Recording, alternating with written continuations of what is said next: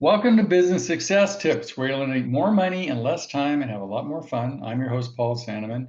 I am founder of Contractor Staffing Source, where we help contractors build great teams. My guest today is David Flair from Kent Recovery. Now, this is a new one for me because I have no idea what Kent Recovery does, but they were at IBS, so I assume they want to deal with contractors, which is our audience. So, David, tell me, what is it you guys do? So Kent Recovery Services is what's known as a third-party filing company in class action litigation. Kent itself has been doing it for just over 10 years. My partners and I have been in the business for over 20 years. What we do is we assist businesses with filing claims in class action litigation. And that litigation spans many different industries, as you can imagine, over the last 20 years. As it turns out now, there are cases in the real estate space and builders in particular, where there are settlements that have been created. The one that we were at the show for presently has settlements over $1 billion available to home sellers, including builders. So again, generally what we do is help companies file claims in class action litigation in the United States and throughout the world. In this particular instance, however, the case that we're working on that affects builders is one that involves real estate commissions. Some of your listeners, you may be familiar with that there were certain lawsuits against major real estate companies, agencies, as well as the National Association of Realtors. And as I said, those settlements now have aggregated to more than $1 billion. And anyone that sold a home using MLS from 2014 to 2025 may be eligible for a refund for the commissions that they paid. So does this have anything to do with, I know that they said something about that the seller used to pay both sides of the commission, and now that's sort of changed, but it hasn't changed because, you know, I'm selling a house myself, and my real estate person said, well, we're going to have to pay the other side another 2.5% because that's the way it is, because we've always done it that way. Even though we don't have to, we sort of have to because it's like the way it's been done forever. So does Yeah. that have anything to do with that whole kind of thing that's going on there? I don't understand it. So Yeah, I mean, essentially what the litigation came down to is that in most MLS related real estate sales, which are almost all real estate sales, right, the seller was paying both the seller's broker and the buyer's broker. right, And when they're being listed on MLS, there would be the percentage that was being paid to the buyer's broker listed there. right. And again, it's complex, but I think essentially what it came down to was sellers felt compelled to pay that buyer's side of the commission in order to facilitate the sale of their home. And this was Right. considered, this was alleged to be an illegal practice or illegal forcing of them to do that, which is what gave birth to this litigation. I should point out that none of the defendants, even though that they've settled, have admitted any wrongdoing in this case. And the case was settled just for the purpose of ending the litigation. Okay. So now this is one of like, I guess it's, some people say it's easier to settle than pay the attorneys forever or something like that. I mean, because it goes on forever, right? Sure. I mean, I don't know their specific motivations, of course, but in litigation, oftentimes, more often than not, perhaps, the parties look to settle out the matter. And again, no one wants to admit wrongdoing. And in this case, I can't tell you whether there was or wasn't, but it has resulted in a $1 billion plus settlement fund that builders should be excited about, that they're going to be able to get some money back for their transactions during the relevant time periods. So how does this work? Let's say I'm a builder. Let's say I'm a small guy who sold 5 houses, the big guy who sold 500 houses.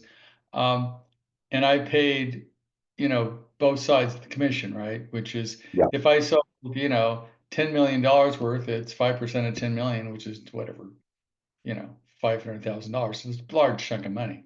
So Sure. how do I get this back, and what kind of money can I expect, and how do I file for it? Sure. Well, first of all, the process is that there is a claims administrator who will administer all claims filed. And the only way that you can get paid is by actually filing a claim. And whether you sold one house or 10,000 homes, the process is relatively similar, except of course, there's more data to submit. In order to be eligible for this case, you must have, of course, sold a home. The home must have been listed on MLS, and you had to have been the party that paid the real estate commission. So That's those are pretty sort much of the three. anybody that sold a home in that time. What time period is it? Well, the general time period is from 2014 to 2025. However, depending on where the home was located, the settlements have more narrow date ranges. So what we'll be doing for what we do for our clients is they submit to us all of this home sales that they had in the United States. We then put it through the algorithm to figure out which homes in which areas were eligible to participate. And again, it's actually one of the more complex cases in that regard. But all areas of the United States are considered to have been affected. The most limited time frame, I believe, is from 2019 to 2024. So if you fall outside of some of the more specific regions, there is still a 5-year window of home sales that's available to you. Now, is this available also for the normal person that just sold their house, or just builders? Yeah, it is. I mean, I think that the idea behind the case was primarily consumer in terms of individuals selling their home. However, of course, all home sales are eligible, and that's why we're focusing on builders who tend to have, of course, a much larger volume of homes sold. I actually sold a couple homes during that time. I might find. So let's say, so I know I sold a couple. So how does that work? I mean, how do I file? How hard is it? And what kind of money can I expect to get for my efforts? Sure. Now, it is always possible to file a claim on your own. You don't require a company such as ours to make the claim. However, once you start getting into multiple home sales, especially across multiple MLSs, it becomes a more complicated process. And we believe that we're able to facilitate that for those companies that have multiple home sales throughout the time period. Again, especially if in different geographic areas throughout the United States. The information that we require is things such as obviously the date of the sale, which MLS was it listed on, the sale price, what were the commissions paid if known. If we have to, we can create estimates. Since this case goes back so far, it's very possible that folks won't have all of the data going back to 2014 if they're in that time frame. So we'll work with them to create credible estimates that would be acceptable to the claims administrator. I should point out also that the deadline for this case is May 9th of this year. So the time is starting to get tight. And again, this is when our services can become really helpful because we're able to process the information very quickly and get it submitted to the claims administrator. So to file right at this point. Yeah, so we're having a lot of conversations, many with the builders that we met at the show. I think I should do this podcast next week rather than later because it's like right away, right? Yeah, it is. The urgency is now here. Okay, so what's the process? I mean, I come to you, I say, I sold these 2 houses or 10 houses or whatever, and then what do you do and what can I expect in the way of, money coming back?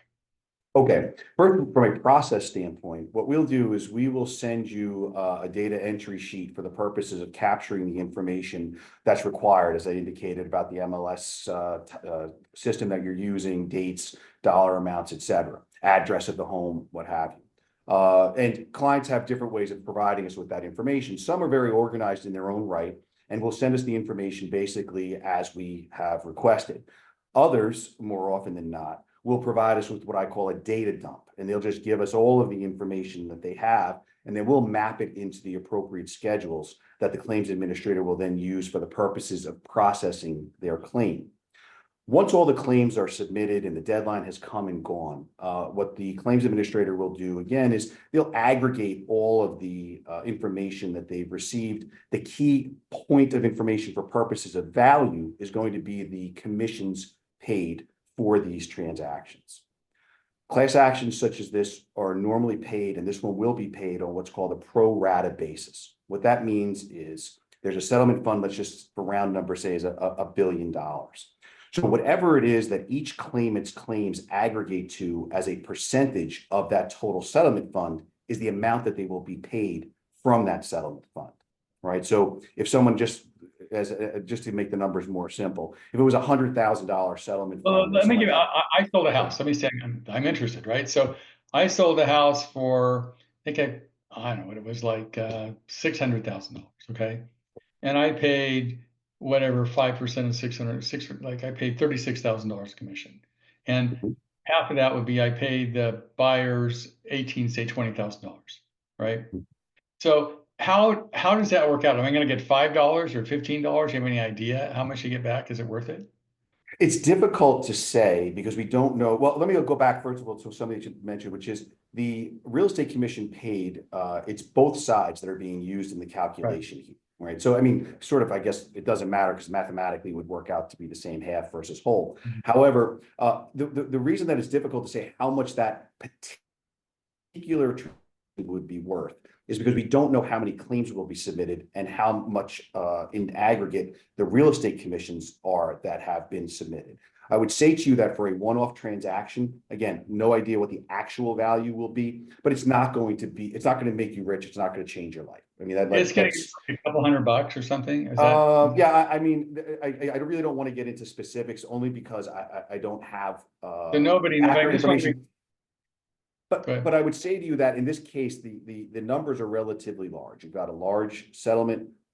The transaction numbers are large, unlike a normal consumer class action, which has to do with, I don't know, buying defective candy bars or something of that nature, where, you know, the purchase price is only $1 or $5. You know, you can't really expect to get much back from those cases. But in this particular case, even though, again, to a certain extent, it has consumer case aspects to it, it also has commercial case aspects to it because the transaction numbers are so large. Again, unlike most normal consumer transaction cases. So it's very difficult to gauge, and I don't, like I said, I really don't want to get into making estimates, but I can tell you that it is a case that we believe, and we've seen, you know, hundreds of cases that we think even individual transactions will be worthwhile for the effort necessary to file that claim.